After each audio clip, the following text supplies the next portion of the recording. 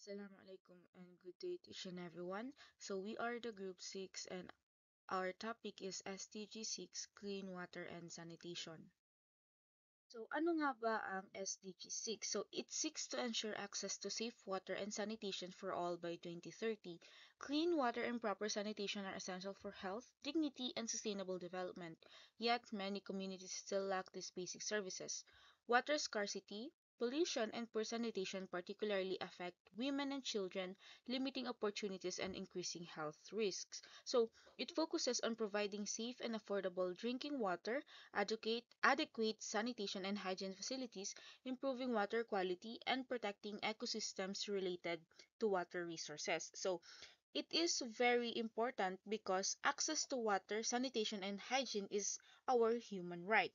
Water is essential not only to our health but also to reduce poverty, food security, peace and human rights, ecosystems, and educations. So, nevertheless, countries face growing challenges linked to water scarcity, water pollution, degraded water-related ecosystems, and cooperation over transboundary water basins. So in 2024, 2.2 billion people still lack safely managed drinking water, 3.4 billion people lacked safely managed sanitation, and 1.7 billion lack basic hygiene services at home. So what can we do? Civil society organizations should have to keep governments accountable, invest in water research and development, and promote the inclusion of women, youth, and indigenous communities in water resources governance. So generating awareness of these roles and turning them into action will lead to win or win-win results and increased sustainability and integrity for both human and ecological systems. So, with that being said, let's proceed with the SDG 6 targets.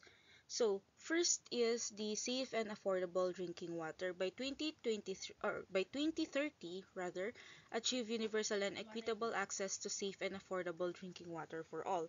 So, safe drinking water is crucial for preventing diseases and promoting hygiene. Contaminated water can lead to serious health issues, including diarrheal diseases, cholera, and typhoid.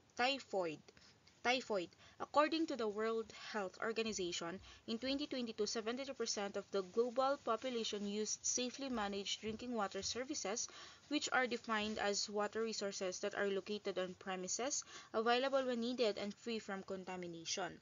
So in 2021, over 2 billion people lived in water-stressed countries, which is expected to exacerbate that in some regions as a result of climate change and population growth. So in 2022, globally, at least 1.7 billion people use a drinking water source contaminated with feces or um, microbial contamination of drinking water as a result of contamination with feces poses the greatest risk to drinking water safety.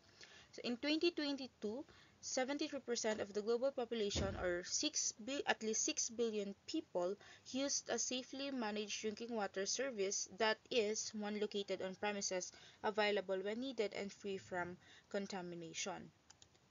But despite of the progress na meron tayo, there are still millions of people na mayroong lack of access to safe drinking water. Ito yung mga households na um, hindi hindi kayang makabayad or they are um, struggling with unaffordable water bills dahil sa pagtaas ng presyo. So hindi lahat nagkakaroon ng access sa safe water or sa safe and clean water. Next is the end open defecation and provide access to sanitation and hygiene. By 2030, achieve access to adequate and equitable sanitation and hygiene for all and end open defecation, paying special attention to the needs of women and girls and those in vulnerable situations. So, by 2030, it ensures access to adequate and equitable sanitation and hygiene for all with a focus on women and girls. At least 60 million people need to stop open defecation each year between 2015 and 2030 to meet this goal. Ending open defecation and providing access to sanitation and hygiene involves a multi-faceted approach, including a community-led development to build and use toilets, government investment in infrastructure, and educational programs to raise awareness about the health benefits of proper sanitation. So, ang ina-achieve ng Target 6.2 is yung magkaroon ng mga infrastructure such as safety or hygiene infrastructure such as mga toilets and other facilities or mga bathrooms na pwedeng or nagagamitan ng mga tao in a community and hindi lang sila sa open space magbabanyo. And yun, so ang focus nito especially is women and children. So these are some strategies to end open defecation and improve sanitation.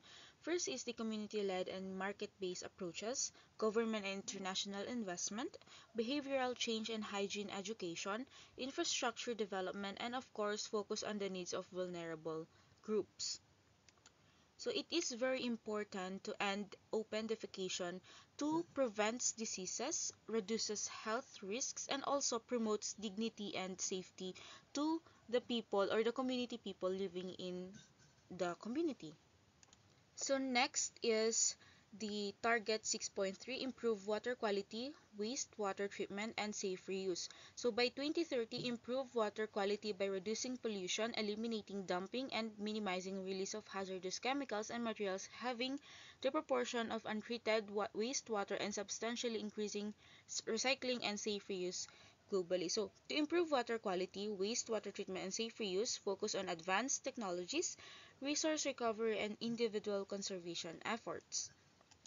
So, at the community and individual level, conservation efforts and community cleanup projects play a vital role. So, it is important that we treat or it is important that we practice wastewater treatment systems such as implement advanced technologies, increase disinfection effectiveness, and prioritize resource recovery. So, promote water conservation and community action in the community, conserve water at home, install water saving appliances, and organize community cleanups. So next is the target 6.4. So increase water use efficiency and ensure fresh water supply. So by 2030, substantially increase water use efficiency across all sectors and ensure sustainable withdrawals and supply of fresh water to address water scarcity and substantially reduce the number of people suffering from water scarcity. So um, to increase water use efficiency and ensure fresh water supplies, implement strategies like simple fixing leaks, adapting water saving, agricultural practices, and recycling wastewater, and also using water efficient technology across all sectors. So, pwede natin gawing practice yung if ever na hindi naman natin ginagamit yung water while we are brushing our teeth, pwede natin siyang i-off or we can take at least i-practice man natin yung pag use ng water sa onti or sa limit na time for such as kapag ka maliligo tayo or mag-shower we can conserve our time and at the same time the water so pwede nating madaliin yung pagligo and yun. Next is the target 6.5. So implement integrated water resources management. So by 2030, implement integrated water resource management at all levels, including through transboundary cooperation as appropriate. So to implement integrated water resources management, you need to develop a comprehensive plan, including a budget, schedule, and rules, then execute it by coordinating across sectors, ensuring participatory processes with all stakeholders, and building a capable institutional framework. So continuous monitoring, evaluation, and adaptation is very essential para ma-achieve natin yung sustainable economic, social, and environmental goals na gusto nating ma-achieve. So next is the target 6.6, protect and restore water-related ecosystems. So by 2030, protect and restore water-related ecosystems including mountains, forests, wetlands, rivers, aquifers, and lakes. So it means protecting and restoring water-related ecosystems involves strategies like improving water quality through wastewater treatment and pollution control, restoring habitats, and implementing sustainable water management practices in areas like agriculture. So, individual actions such as yung pag-conserve ng water, yung pag-practice ng proper waste disposal, and yung pag-participate sa mga community cleanups drive clean up drives is very crucial or highly important para sa effort na to. So next is this target 6.7, expand water and sanitation support to developing countries. So by 2030, expand international cooperation and capacity building support to developing countries in water and sanitation related activities and programs, including water harvesting, desalination, water efficiency, wastewater treatment, recycling and reuse technologies. So by expanding water and sanitation support to developing countries, it involves strengthening international cooperation, building capacity for water related programs, and promoting integrated approaches like improving infrastructure, investing in new technologies, and restoring water related ecosystems. So, key components include the providing access to safe drinking water, building sanitation facilities or mga hygiene facilities such as bathrooms, toilet area and etc. and improving hygiene practices. Last is the target 6.8, support local engagement in water and sanitation management, support and strengthen the participation of local communities in improving water sanitation and management. So, in practicing or in support with local engagement and in water and sanitation management, we can practice empowerment, education, and inclusive decision making. So this involves implementing community-led programs, providing technical training, and ensuring all voices, especially those of women and marginalized groups, are heard and included in planning and maintenance. So let's now proceed in the programs in the Philippines that aligned with clean water and sanitation. So first we have the Manila Water Foundation or MWF flagship WASH programs is a non-profit in the Philippines that focuses on WASH or water sanitation hygiene in marginalized communities. So it provides access to clean water, hygiene facilities, and hygiene education in schools. Ito kung napapansin nyo, nung before, if naaalala nyo, nung mga elementary days, merong mga projects or programs na ginagawa sa school wherein uh,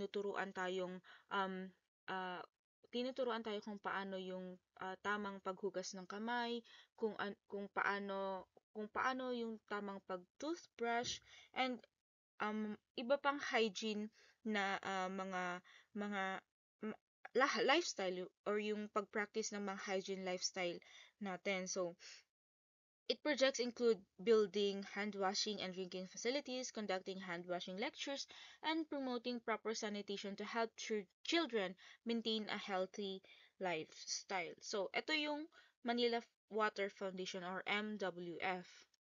Next is the Philippine Water Supply and Sanitation Master Plan or the PWSSMP.